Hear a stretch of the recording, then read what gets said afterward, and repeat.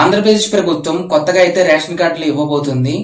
పాత రేషన్ కార్డులు తీసేసి కొత్త రేషన్ కార్డులు అయితే ఆ ప్లేస్ లో ఇస్తున్నారు. ఆగస్టు 25 నుంచి 31 వరకు అయితే పంపిణీ అయితే జరుగుతుందని మంత్రి నాదెండ్ల మనోహర్ గారు అయితే స్పష్టం చేశారు. దానికి అయ్యే ఖర్చు కేంద్ర ప్రభుత్వం 60%, ఏపీ ప్రభుత్వం 40% అనేది ఆ ఖర్చు అనేది భరిస్తాయి అన్నమాట. కొత్తగా ఎవరైతే అప్లికేషన్ అయితే పెట్టుకున్నారో వాళ్ళకైతే 4.72% కార్డులను అయితే అనర్హులని తిరస్కరించారనమాట. మొత్తం ఏపీ వ్యాప్తంగా 1,40,96,086 కార్డులు అయితే రేషన్ కార్డులు అయితే ఉన్నాయని మంత్రి గారు అయితే చెప్పారు. పాత విధానాన్ని మార్చి స్మార్ట్ రేషన్ కార్డులు ఇచ్చేందుకు డిజిటలైజేషన్ చేశామని తెలిపారు.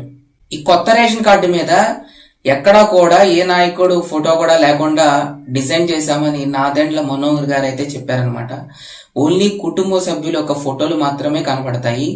ఈ కార్డు అనేది డెబిట్ కార్డ్, క్రెడిట్ కార్డు ఈ సైజులో అయితే రూపొందించామని చెప్పారనమాట.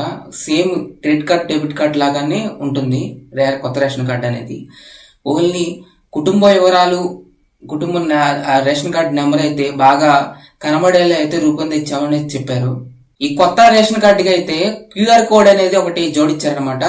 దీనివల్ల ఏమవుతుందంటే ట్రాన్సాక్షన్ జరగగానే సెంట్రల్ లో అయితే ఆఫీస్ లో అయితే తెలుస్తుంది అనమాట.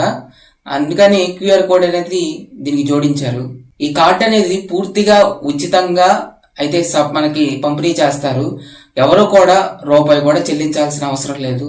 మొన్నటి వరకు జరిగిన ఈకేవైసీలో అయితే 94% అయితే పూర్తి చేశామని మంత్రి గారు అయితే తెలిపారనమాట. ఈ వీడియో మీకు నచ్చినట్లయితే లైక్ చేయండి, షేర్ చేయండి, కామెంట్ చేయండి.